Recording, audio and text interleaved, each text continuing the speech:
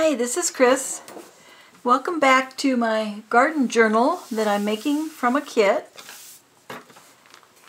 I bought the kit on Etsy from Pretty Pink Cottage. Here are all the items that came with it. This book came with it, and in the previous episodes I selected papers. I took this book apart and put those papers in the journal, and I kept all the pages of the little book with it. So now I'm going to be making pockets and tags and journaling spots in this book.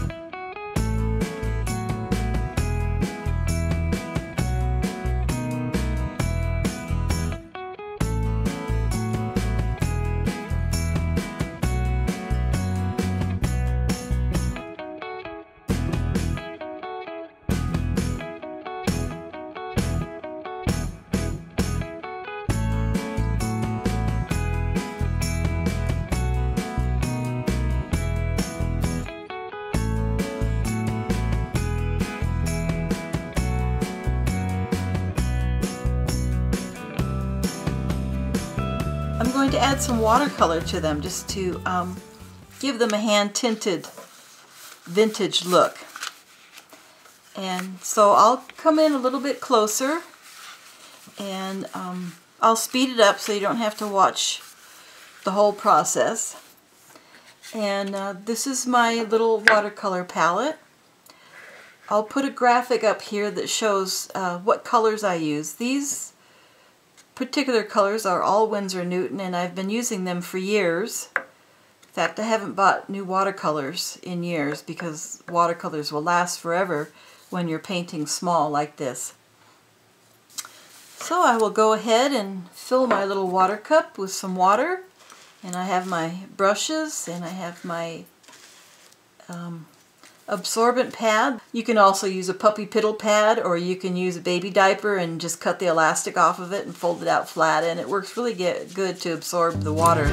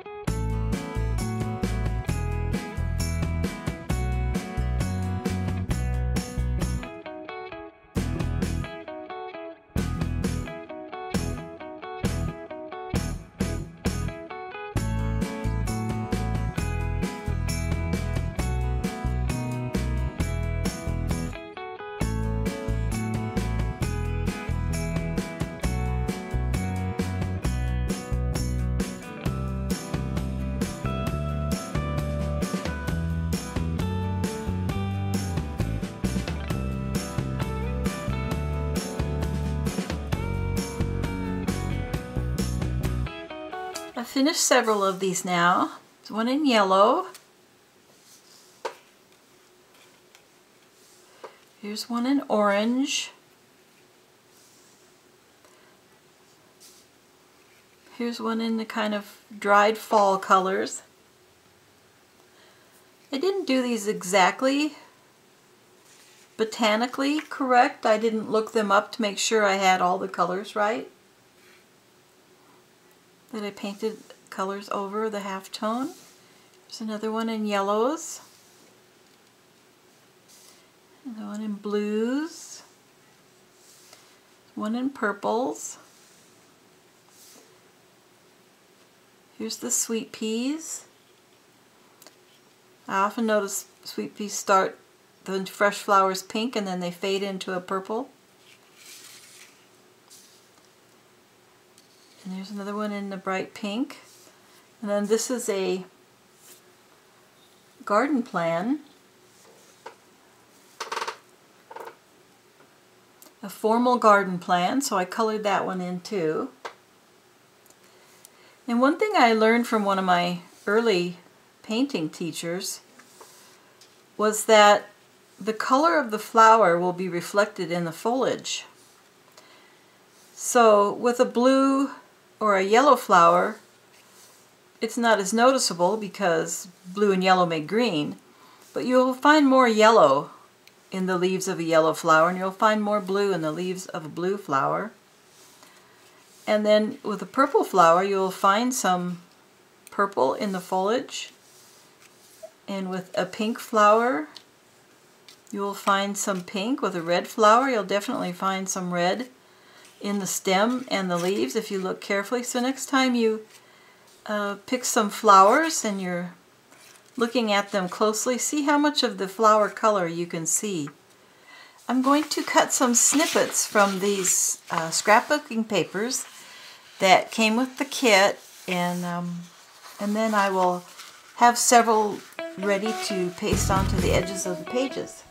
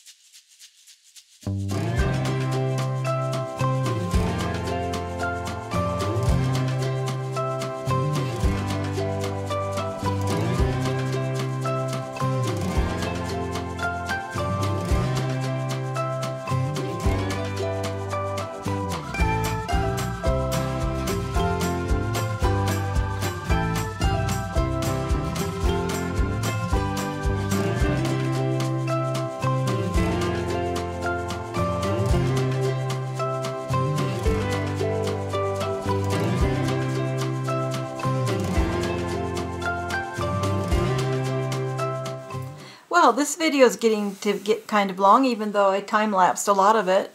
I had a lot to show today. And so now I'll just go through, and I added one of the colored illustrations cut out of the book that I colored with watercolors.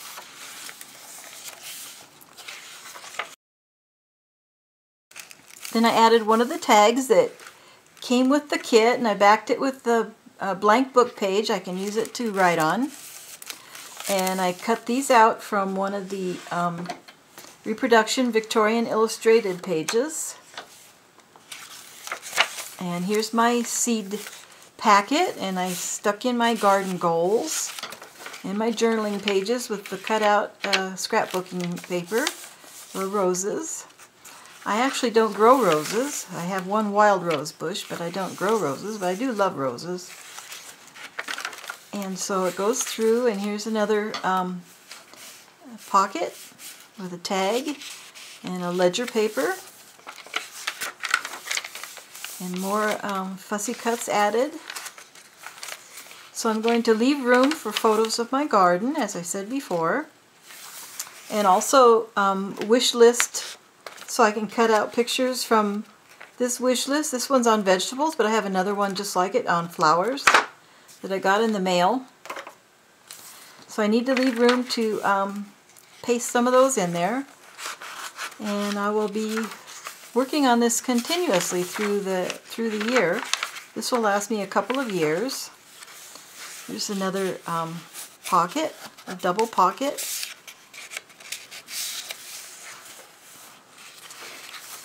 And here's a tuck spot, another envelope, and then I have this bit of fabric left. I can make a bookmark out of it. I can just glue it to the back here, and I can continue working on this throughout the couple of years that I plan to use it, and it'll be a lot of fun. It'll give me incentive to make notes of what works and what doesn't, and what ideas I might see on a gardening program. So thanks for watching as I assembled this cute little garden junk journal from the kit I got at Pretty Pink Cottage. And keep crafting. Have a great day. Bye-bye.